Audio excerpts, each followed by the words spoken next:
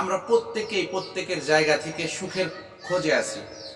আমরা সবাই চাই সুখী হতে এবং প্রত্যেকেই সুখের জন্য বিভিন্ন ধরনের কাজ পন্থা আমরা বের করতেছি এবং প্রত্যেকেই প্রত্যেকের জায়গা থেকে সুখের জন্য বিভিন্ন ধরনের প্রচেষ্টা আমরা করতেছি। কিন্তু আসলে কি সত্যিকারের অর্থে আমরা সুখী হতে পেরেছি? আমাদের মাঝে যারা ব্যবসায়ী তারা মনে করতেছে যদি আমি একটা ভালো চাকরি করতে পারতাম তাহলে মনে হয় আমি সুখী হতাম।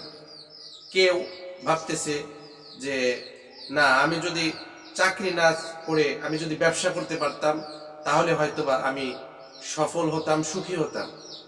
আবার কেউ ভাবতেছে যে চাকরি ব্যবসা এটা সুখের নাম না, সুখ হলো যদি আমি প্রবাসে গিয়ে সেটেল হতে পারতাম, বিদেশে যেতে পারতাম তাহলে আমি সুখী হতাম।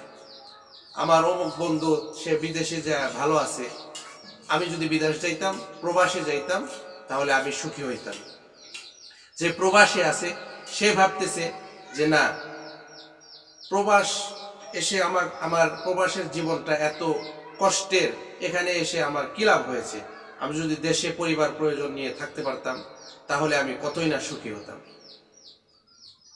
হাসতেছি এই জন্য যে দেখেন প্রত্যেকেই সুখের জন্য বিভিন্ন পন্থা খুঁজতেছে। আসলে কি কেউ সুখী হতে পেরেছে?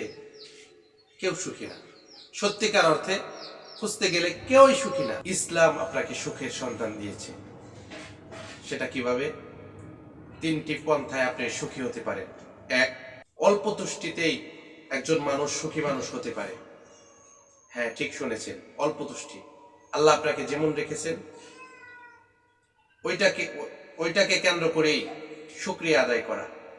আপনার পাশের বাড়ির বিল্ডিংটা 5 তলা, আপনি 1 তলার মধ্যে আছেন আর আপনি আফসোস করলেন, হায় আফসোস, আমি কবে 5 তলা দিব, তবেই না আমি সুখী হব। এটা সুখের নাম নয়। একটা কুঁড়ে ঘরেও একজন মানুষ সুখে থাকতে পারে, আবার একজন ভবনে থেকেও অশান্তির মধ্যে থাকতে পারে। তাহলে 1 নম্বর সুখের খোঁজ হলো অল্প তুষ্টি অর্জন করা। 2 নম্বর আল্লাহর আনুগত্য। আল্লাহর আনুগত্য যেই বান্দা যত করবে সেও সুখী মানুষ। আল্লাহর ইবাদতের মধ্যে, আল্লাহর বিধান পালনের মধ্যে যতটা সুখ আছে অন্য কোথাও, অন্য কোনো জায়গায় এত সুখ আল্লাহ পাক রব্বুল আলামিন রাখেন নাই। এই জন্য বেশির থেকে বেশি শুধু আল্লাহর বিধানগুলোকে প্রায়োরিটি দেওয়া। আপনি একটা কাজ করতে গিয়েছেন, সেই কাজটা আপনার মন মতো না, কিন্তু আল্লাহর বিধান সেটা, অবশ্যই সেই কাজটা সম্পূর্ণ করা। আর এইরকম যদি আপনি প্রত্যেকটা ক্ষেত্রে করতে পারেন তাহলে এর মধ্যেও সুখ রয়েছে। আর একটা হলো পরিচ্ছন্ন কলব, যার দিলের মধ্যে হিংসা কিনা বিদ্বেষ নাই, সেই সুখী মানুষ।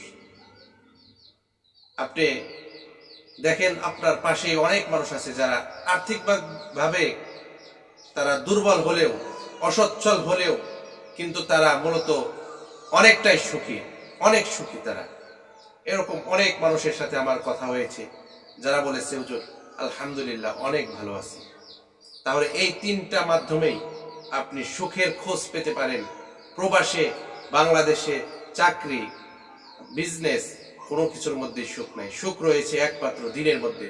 আল্লাহ পাক রব্বুল আলামিন আমাদেরকে বোঝার তৌফিক দান করুক, আমিন। আসসালামু আলাইকুম ওয়া রাহমাতুল্লাহি ওয়া বারাকাতুহু।